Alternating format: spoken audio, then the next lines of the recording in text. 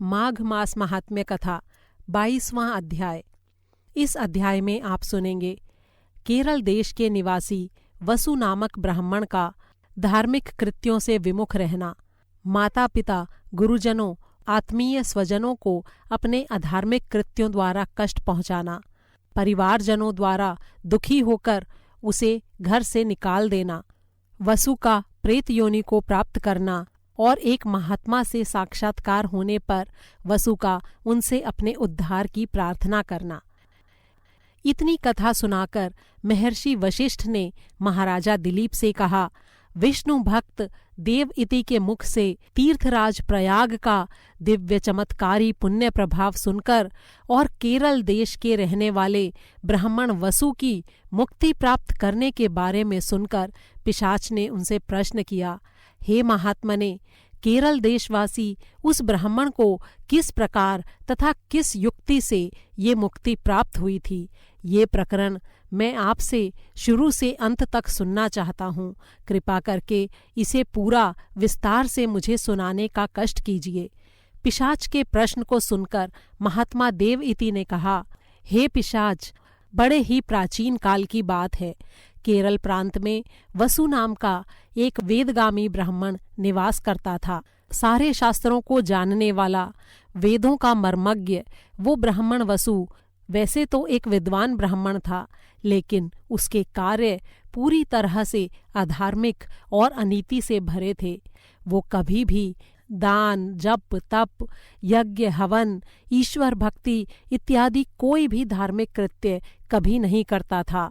ना ही वो अपने माता पिता और गुरुजनों का आदर करता था और ना ही उनकी सेवा करता था। मन और विचारों से वो पूरी तरह अधार्मिक था। उसके ऐसे अधार्मिक और अत्याचारी कार्यों से उसके स्वजन, संबंधी, माता पिता और गुरुजन इत्यादि सभी बेहद दुखी रहते थे। उन्होंने उसे सुधार कर सन्मार्ग पर लाने के लिए अनेकों प्रयास किए, लेकिन उन्हें सफलता नहीं मिली। तब सबने मिलकर आपस में विचार किया और उसकी सारी संपत्ति उससे छीनकर उसे घर से निष्कासित कर दिया। इस प्रकार अपने ही परिवार से बहिष्कार होने के बाद और घर से निकाल दिए जाने के बाद वसु पूरी तरह से असहाय, दुखी और निर्धन होकर देश देश व प्रांत प्रांत भटकने लगा। निर्धनता, असहायता और एकाकीपन से अब वो दिन रात व्याकुल और दुखी रहने लगा। भूख प्यास का कष्ट भी अब दिन रात उसे सताने लगा। वो जहाँ कहीं भी जाता वहीं ये सारे दुख उसे घेर कर त्रास देने लगते। उसके दुखों की कोई सीमा नहीं थी और कोई अंत नहीं दिखाई देता था। इस प्रकार देश देश में भटकते हुए वो किसी प्रकार विंध्य पर्वत पर जा पहुंचा। वहां भी दुखों और कष्टों से उसे छुटकारा नहीं मिला। क्लांति, असहायता और भूख प्यास से व्याकुल रहते हुए इसी बीच वो अकाल के संकट से भी घिर गया और उसी बीच एक दिन मृत्यु को प्राप्त हुआ। दुर्भाग्यवश उसका अंतिम संस्कार भी धार्मिक रीति से संपन्न नहीं हो पाया और इस प्रकार ब्राह्मण वसु की मृत आत्मा को सद्गति नहीं मिल पाई। उसके कर्मफल भी दूषित थे और उसका अंतिम संस्कार भी नहीं हो पाया। इसके परिणाम स्वरूप उसे प्रेत योनि को ग्रहण करना पड़ा। तब ब्राह्मण वसु की मृत आत्मा प्रेत योनि में जाकर वहीं विंध्य पर्वत पर रहने लगी। अपने कर्मफल के कारण प्रेत योनि में भी वसु का जीवन और भी दुखदायी और कष्टों से भरा था। अब वो प्रेत योनिधारी ब्राह्मण वसु शीत, ग्रीष्म, हर ऋतु में भूख, प्यास और पीड़ा से बड़ा ही व्याकुल और व्यथित रहने लगा। वो हमेशा दुखी होकर लंबी लंबी सांसें लेता हुआ जहाँ तहाँ हाय हाय करता हुआ भटकता रहता था। उसे रंच मात्र भी सुख शांति नहीं थी। दिन रात वो व्याकुल और पीड़ित रहता था।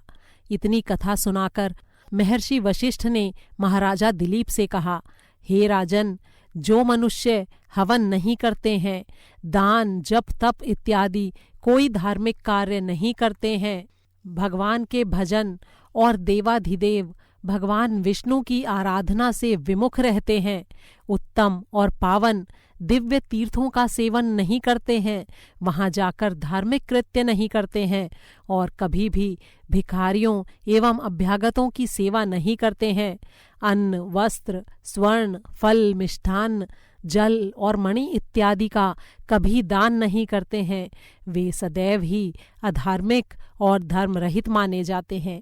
ऐसे मनुष्यों को क्रियाभ्रष्ट तथा कृत्यहीन समझना चाहिए। ऐसे कार्य करने वाले मृत्यु के पश्चात नरक की यातना तो भोगते ही हैं और इनका जन्म भी जब होता है तो इन्हें भूत, प्रेत, राक्षस, पिशाच और कीट पतंगों की योनि ही प्राप्त होती है। इसलिए स्वर्ग और मोक्ष और सद्गति की इच्छा रखने वालों को सदैव ही शास्त्रों एवं धर्म द्वारा आदेश किए गए अच्छे कार्यों को ही करना चाहिए। सभी पापों से बचकर रहना चाहिए। दान, यज्ञ, जप, तप करना चाहिए। तीर्थ यात्रा, हरि कीर्तन और अतिथियों की सेवा करते हुए, पाप कर्मों से बचते हुए हर समय शुभ कामों में लगे रहना चाहिए। कोई भी मनुष्य अपने किए हुए कर्मों के फल से अपनी रक्षा नहीं कर सकता। उसे अपने किए हुए कर्मों का फल अवश्य ही भोगना पड़ता है। धर्मशास्त्रों ने कहा है कि मनुष्य को अपने द्वारा किए गए शुभ और अशुभ कर्मों का फल करोड़ों योनियों में भी जन्म लेकर आखिरकार भोगना ही पड़ता है। इसलिए ब्राह्मण, क्षत्रिय, वैश्य और शूद्र इन चारों ही आश्रमों में रहकर जीवन यापन करने वाले मनुष्यों को सदैव ही धार्मिक कृत्यों में लगे रहना चाहिए। इससे उनके दोनों लोक संवरते हैं और वे सदैव ही दुखों से मुक्त रहकर पूर्ण आरोग्य और सुख शांति को प्राप्त करते हैं। इस प्रकार के जीवन में ही समस्त प्राणियों और मनुष्यों का कल्याण है। इतनी कथा कहने के पश्चात महर्षि वशिष्ठ ने राजा दिलीप से कहा, हे राजन, अब मैं तुम्हें केरल देश के उस प्रेत कायाधारी ब्राह्मण वसु की शेष कथा सुनाता हूँ। एक दिन एक धर्मात्मा पुरुष प्रयागराज में स्नान कर अपने घर को लौट रहा था। उसके साथ त्रिवेणी के जल से भरी 2 बोतलें भी थीं, जिन्हें वो अपने साथ लेकर जा रहा था। भगवत भक्ति में मग्न होकर वो भगवान का कीर्तन करता हुआ अपनी राह पर चला जा रहा था कि उसी समय वसु के प्रेत ने उसका मार्ग रोक लिया और उससे कहा, हे ब्राह्मण, तुम्हारे पास जो 2 जल की बोतलें हैं, मैं इनका जल पीना चाहता हूँ। इस समय यदि तुमने मुझे ये जल ना पिलाया तो प्यास से व्याकुल होकर मेरे प्राण निकल जाएंगे। प्रेत का ऐसा आग्रह सुनकर उस महात्मा ने प्रेत से पूछा, घोर दुखों से दुखी, क्लांत, निर्बल, मलिन और वस्त्र रहित हे प्राणी, तुम कौन हो? तुम्हारे इस कमजोर जर्जर शरीर में ऐसा लगता है कि केवल प्राण ही बाकी हैं, अन्यथा तुम अत्यंत दुखी और दुर्बल प्रतीत होते हो। तुम्हें देखकर मुझे भय होता है। तुम्हारा शरीर धुएं के समान काला क्यों है? तुम्हारे पैर भूमि पर क्यों नहीं ठहरते हैं? तुम मुझे अत्यंत ही दुखी और अमानवीय दशा से ग्रस्त दिखाई देते हो। तुम मेरे समस्त प्रश्नों का उत्तर देकर अपनी दशा स्पष्ट करने की कृपा करो। उस महात्मा के इन प्रश्नों को सुनकर प्रेत ने उससे कहा, हे पुण्यात्मा ब्राह्मण, जिन कर्मों को करने से मैं इस दुर्दशा को प्राप्त हुआ हूँ, उसका विस्तार से वर्णन मैं आपको सुनाता हूँ। ब्राह्मण के घर पैदा होकर भी मैंने जीवन भर कोई अच्छा कार्य नहीं किया, कभी किसी को दान नहीं दिया, कभी धर्म में रुचि नहीं दिखाई, कभी माता पिता और गुरुजनों की सेवा नहीं की। इतना ही नहीं, बल्कि मैंने सदैव उनसे निरादर और उपेक्षा का व्यवहार किया और अपने बुरे कर्मों से उनकी अंतरात्मा को दुखी करता रहा। कभी भी उनके प्रति आदर सम्मान और शिष्ट आचरण का व्यवहार नहीं किया। मैंने कभी भी घर आए किसी मेहमान का स्वागत सत्कार नहीं किया और जीवन भर स्वेच्छाचारी जीवन जिया। भगवान की भक्ति, पूजा और अर्चना से भी विमुख रहा और न जाने कितने पाप कर्म मैंने किए हैं। हे ब्राह्मण, अब मुझे अपने इन पापों को स्मरण करके पश्चाताप हो रहा है। इन बुरे कर्मों के प्रभाव से मेरा ज्ञान, बुद्धि और विवेक पूरी तरह से नष्ट हो गया है। मेरा दुर्भाग्य इतना बड़ा है कि इस वन में इतने प्रकार के फल, फूल, कंदमूल और निर्मल जल से परिपूर्ण जलाशय होने पर भी मैं हमेशा भूख प्यास से व्याकुल होकर भटकता फिरता हूँ। मेरे पाप कर्मों के प्रभाव से मेरा दुर्भाग्य इतना प्रबल है कि मैं न तो लता वृक्षों के फल तोड़कर खा सकता हूँ, न कंदमूल खा सकता हूँ और न ही निर्मल जल पी सकता हूँ। हे ब्राह्मण, अपने पिछले पाप कर्मों के कारण मुझे ऐसी प्रेत योनि प्राप्त हुई है कि मैं सदैव ही भूख, प्यास और पीड़ा से व्याकुल रहता हूँ। इस भयंकर प्रेत योनि में केवल वायु का आधार ही मेरे जीवन का आधार है। इतने कष्ट भोगकर अब मुझे पता चला है कि मनुष्य का भाग्य उसके कर्मों से ही निर्मित होता है और कोई भी इससे बचकर निकल नहीं सकता। जीवन की सद्गति और दुर्गति के लिए केवल उसके कर्म ही एकमात्र रूप से उत्तरदायी हैं। यही मनुष्य के सारे सुख दुख का मूल आधार है। कुरूप काया वाले, नीच कुल में उत्पन्न हुए, मंदबुद्धि, मूर्ख, कुटिल, समस्त श्रेष्ठजनों और धर्मात्माओं की निंदा करने वाले और सारे सद्गुणों से रहित मनुष्य भी केवल अपने पूर्व जन्म के कर्मों से राज्य सुख को प्राप्त कर लेते हैं। वास्तव में उनकी इस आश्चर्यजनक उपलब्धि का एकमात्र कारण उनके किए गए कर्म ही हैं। मनुष्य के कर्म की कृपा इतनी प्रबल होती है कि कायर, निर्बल, बुद्धिहीन, अविवेकी, नीति धर्म और धर्म कर्म को न जानने वाले, नपुंसक, अंगहीन और पापाचारी भी राजा बन जाते हैं। इस प्रकार के चमत्कारी सुखद वर्तमान का एकमात्र कारण उनका पहले किए गए सत्कर्मों से निर्मित प्रारब्ध होता है। यही कारण है कि अपने वर्तमान जीवन में जो मनुष्य धर्म के विरुद्ध जीवन जीते हुए भी सारे सुखों और ऐश्वर्यों को प्राप्त करते हैं, वो तभी होता है जब उनके पूर्व जन्म के कृत्य पूरी तरह से धार्मिक रहे हों। उन्होंने गौ, भूमि, अन्न, वस्त्र, स्वर्ण जैसे पदार्थों का दान किया हो।